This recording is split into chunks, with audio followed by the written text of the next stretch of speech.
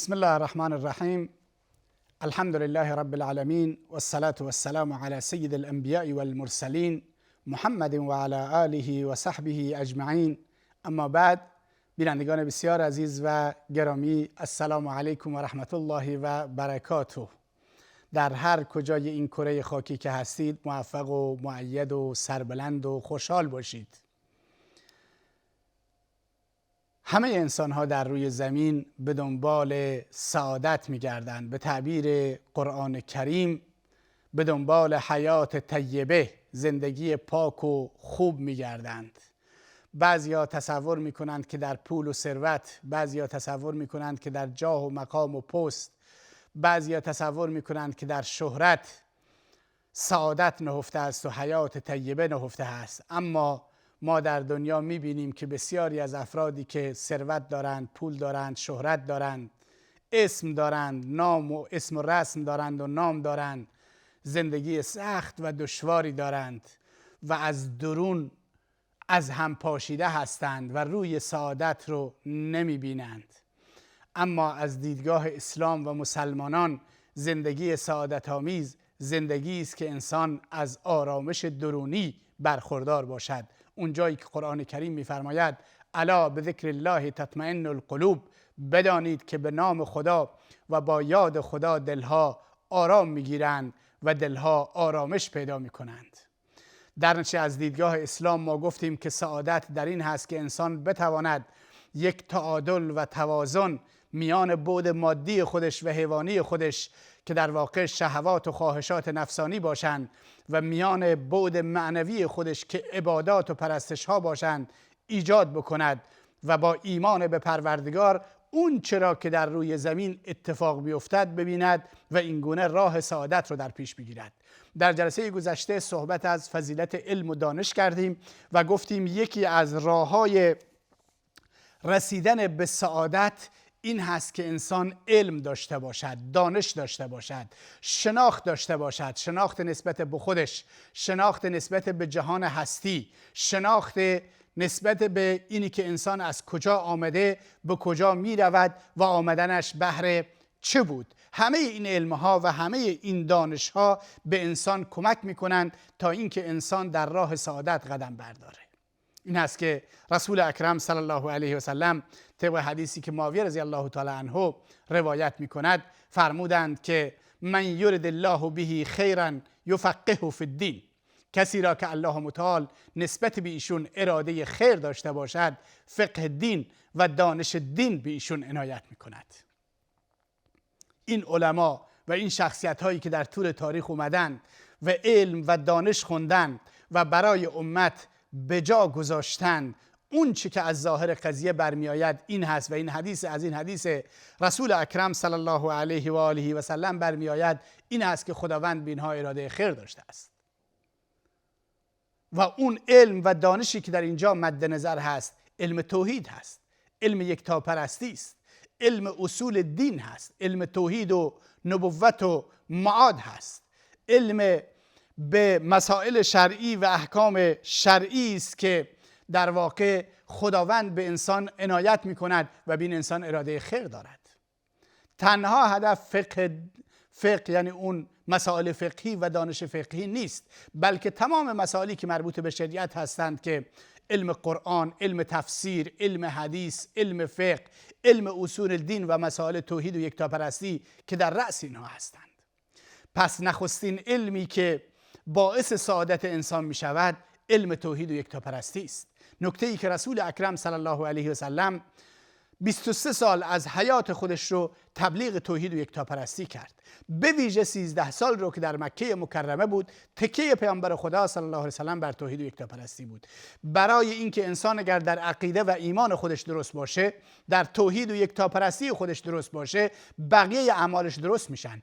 اما اگر در ایمان و عقیده خودش و توحید و یکتاپرستیش درست نباشه، بقیه اعمالش هباء منثورا هستند، از بین میروند و باطل هستند.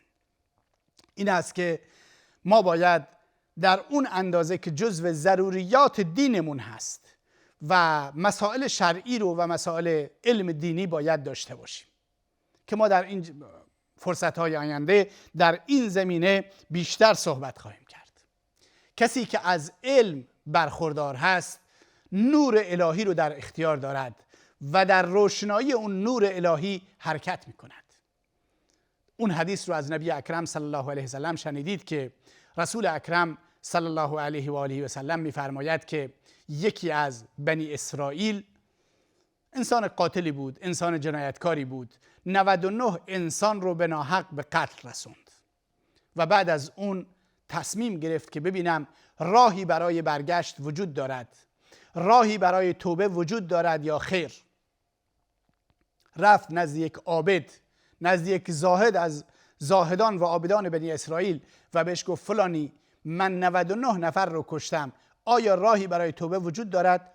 اون عابد و زاهد از اونجایی که از علم و دانش شرعی برخوردار نبود، فقط عبادت میکرد و در مشغول زهد بود، جاهلانه و ندانستن بهش فتوا داد که نه، راهی برای توبه وجود ندارد. این شخص قاتل که 99 نفر رو کشته بود، این یکی رو هم به قتل رسوند و 100 نفر شدن. بعد جستجو کرد، گفت عالم کی وجود دارد که من رو راهنمایی بکند؟ نزد یک شخص عالمی راهنمایی کردن. رفت بهش گفت که فلانی من 100 نفر رو به قتل رسوندم، ماجرایم این هست، آیا راهی برای توبه، آیا راهی برای بازگشت وجود دارد؟ اون شخص گفت بله، شما اگر توبه بکنید خداوند عزوجل توبه شما رو میپذیرد. این است تفاوت بین عالم و غیر عالم، هرچند عابد باشد، هرچند زاهد باشد. این است که امروزه بعضی از مردم فریب افرادی رو میخورند که به ظاهر عابد و زاهد هستند، اما علم دین ندارند، علم شریعت ندارند، علم قرآن ندارند، علم حدیث ندارند و مردم رو خودشون هم گمراه هستند و مردم رو هم گمراه میکنند. این نکته رو بسیار مد نظر داشته باشیم. هر کس عبادت میکند معنیش این نیست که علم شریعت دارد، فتوایش هم درست است، سخنش هم درست است. به هر حال وقتی که این عالم راهنماییش کرد، گفت توبه تو پذیرفته می شود، ولی برو این روستا رو که تو درش زندگی میکنی انسانهای ناصالحی درش هستن، چه بسا تو تحت تاثیر این انسانها توبهت رو خراب بکنی، از دوباره تبدیل به انسان بدی بشی، برای اینکه همنشینی با انسانهای ناصالح و طالح در زندگی تو تأثیر میگذارد. گفت برو به فلان روستا که در اونجا انسانهای صالحی وجود دارند، با اونها زندگی کن و توبه کن که خداوند توبه تو را قبول میکند و گناهان تو را میبخشد. این فرد حرکت کرد در مسیر، در وسط راه فوت کرد، از دنیا رفت. فرشتگان رحمت و فرشتگان عذاب در اونجا حضور پیدا کردند. فرشتگان عذاب گفتند این در زندگیش کار خوبی انجام نداده، ما باید به سوی جهنم و به سوی مجازات ببریم که تقاص اعمال خودش رو در دنیا پس بده. فرشتگان رحمت گفتند نه، این در واقع توبه کرده و استغفار کرده و التائب من الذنب کما لا ذنب له، کسی که توبه بکند مانند کسی است که گناهی انجام نداده، در نتیجه ما باید ببریم به سوی روح و ریحان و بهشت و ناز و نعمت ببریمش. خداوند فرشته‌ای رو فرستاد که بیان اونها فیصله بکند. گفت برو ببین، اگر اندازه بگیرید، اگر به روستای انسانهای بد نزدیکتر است فرشتگان عذابش ببرند، اگر به روستای انسانهای صالح بهتر است فرشتگان رحمتش ببرند. و این گونه وقتی که اندازه گرفتند دیدند به روستای انسانهای صالح نزدیکتر است و فرشتگان رحمت بردنش. به هر حال میخوام اینو بگم که قدر علما، قدر علم، قدر دانش، به ویژه علم قرآن، علم سنت پیامبر اکرم صلی الله علیه وسلم، علم اصول دین که غالبا علما در این چارچوب حرکت میکنند، اینها رو باید بدونیم. و اینجاست که علم تفاوت انسان عالم با غیر عالم مشخص میشه و همچنین کسی که از علم و دانش برخوردار هست در واقع اگر خبری نزدش بیاید تحقیق و بررسی میکند که این خبر درست هست یا نه. قرآن کریم هم همینه میگه یا ایها الذین آمنوا ان جاءکم فاسق بنبأ فتبینوا ان تصیبوا قوما بجهالة فتصبحوا على ما فعلتم نادمین. ای کسانی که شما ایمان آوردید، اگر فردی فاسق و فاجر خبری رو نزد شما آورد تحقیق و بررسی بکنید، مبادا این خبر رو باور بکنید و باعث بشود به قومی، به مردمی، به افرادی ضرر و زیان برسونید و بعد پشیمون بشید که دیگه پشیمونی سودی ندارد. و کسی که عالم هست، کسی که شناخت دارد، میتواند، به خصوص امروز که ما در دنیایی قرار داریم که انفجار اطلاعات هست، انفجار خبر هست، شبکه‌های اجتماعی و فضاهای مجازی وجود دارند و روزانه هزاران خبر درست و نادرست در میان مردم در زمینه‌های مختلف دینی، سیاسی، اجتماعی و فرهنگی رد و بدل می شود. انسان‌هایی که شناخت دارند، انسان‌هایی که آگاه هستند، تحقیق و بررسی می کنند که مبادا در واقع خبر رو بدون تحقیق و بدون بررسی بپذیرند. این هست که پیامبر اکرم صلی الله علیه و سلم در اون حدیث فرمودند که کسی که دروغی رو از مردم نقل بکند خودش یکی از دروغگویان هست. بعضی میگن من مسئولیتی ندارم، نقل میکنم. نه، شما مسئولیت دارید. شما حق ندارید تا زمانی که خبری و سخنی رو و حدیثی رو، علمی رو، دانشی رو، مطلبی رو، تا زمانی که مطمئن نشدید که این مطلب صحیح و درست هست برای دیگران نقل بکنید. امروزه هر کس یک پیام در واتساپ یا در فلان فضای مجازی و شبکه اجتماعی به سراغش میاد، بدون از اینکه صحت و سقمش رو بدونه، فوروارد میکنه و به دیگران میفرستد. این مسئولیت میاره. ما در برابر این کار مسئول هستیم و نباید این کار رو انجام بدیم، بلکه باید اول از صحت مطلب مطمئن بشیم، بعد این خبر رو یا این جریان رو یا این موضوع یا این حدیث رو به گوش دیگران برسونیم. این هست که علما و کسانی که در جهت علم و دانش حرکت میکنن در این جهت در واقع آگاهی دارند، شناخت دارند، میتونن این کار انجام بدن. و هر انسان مسلمانی باید به اندازه توان خودش که زندگی خودش رو بر اساس قرآن و بر اساس سنت پیامبر اداره بکنه، باید شناخت داشته باشه، علم داشته باشه. و انسان باید بدونه بر اساس علم و دانش، میدونه که اصلاح مردم ساده نیست. دعوتگران دچار چالش میشن، دچار مشکل میشن. اما اگر علم داشته باشن، دانش داشته باشن که پیامبر اکرم صلی الله علیه و سلم برای اصلاح جامعه چه سختی هایی رو، چه مشکلاتی رو، چه گرفتاری هایی رو متحمل شد، دیگه از کوره در نمیرند، دیگه در مسیر راه نمیبرند.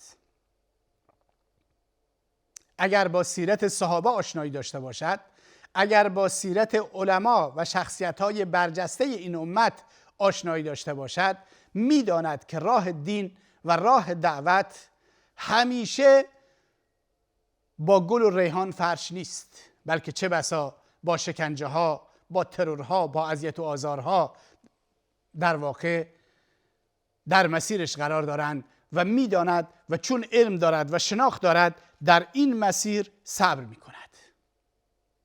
سیرت پیامبر جلوی روش هست. قرآن کریم می‌فرماید و اذ یمکر بک الذین کفروا لیثبتوک او یقتلوک. بیاد بیاور اون هنگامی که مردم مکه توطئه می‌کردند علیه توی پیامبر تا اینکه تو را زندان بکنند یا قتل و تو را رد بکنند، او یخرجوک، یا اینکه تو را از سرزمینت بیرون برانند.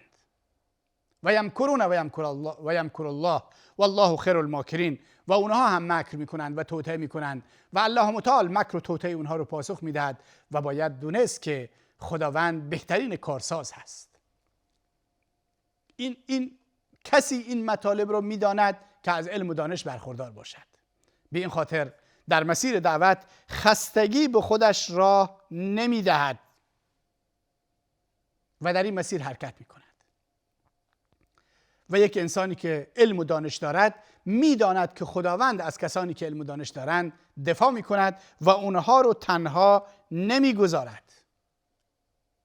و خداوند درجات بلندی به کسانی که علم و دانش دارند عنایت میکند. یرفع الله الذین آمنوا منکم والذین اوتوا العلم درجات. کسانی که از شما که ایمان آوردند و علم به اونها عنایت شده، خداوند درجات زیادی به اونها نصیب میفرماید. این هست که دعا بکنیم که همیشه جزو طلاب علم باشیم، جزو کسانی باشیم که علم بیاموزیم. هر وقت هم برای علم فرا گرفتن دیر نیست. امروزه درس‌های آنلاین در فضاهای مجازی در اینترنت وجود دارد. ما می توانیم دروس علما رو از یوتیوب، از بقیه شبکه‌های اجتماعی بگیریم و استفاده بکنیم. چرا این کار رو انجام ندیم؟ چرا بخشی از روزمون رو صرف فراگیری علم شریعت و علم دینی که باعث می شود ما در دنیا و آخرت به سعادت برسیم، چرا صرف این نکنیم؟ چقدر اگر ما نیم ساعت رو از 24 ساعتی که خداوند به ما عنایت کرده در شبانه روز نیم ساعت رو صرف علم بکنیم، چقدر برای ما فایده دارد و چقدر میتواند زندگی ما رو شکوفا بکند، در زندگی فردیمون، در زندگی اجتماعیمون، در زندگی خانوادگیمون چقدر میتونه تأثیر بگذارد. و هر انسان مؤمن باید تلاش بکند که فردایش از امروزش بهتر باشد. نگاه بکنه اگر اخلاق بدی دارد سعی بکند اخلاقش رو اصلاح بکند فردا بهتر باشد. نگاه بکند اگر در نمازش کوتاهی دارد، در عبادتش کوتاهی دارد، تلاش بکند فردایش بهتر باشد. اینها در سایه علم میشن، در سایه دانش میشن، در سایه شناخت میشن.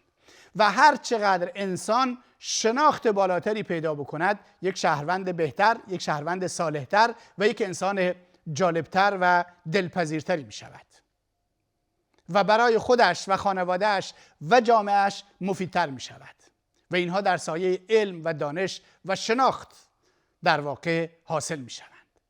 شما ببینید در جوامعی که علم وجود دارد، دانش وجود دارد، علم دین، دانش دین، اخلاق وجود دارد و همه میفهمند جامعه متمدن هست، پیشرفته هست.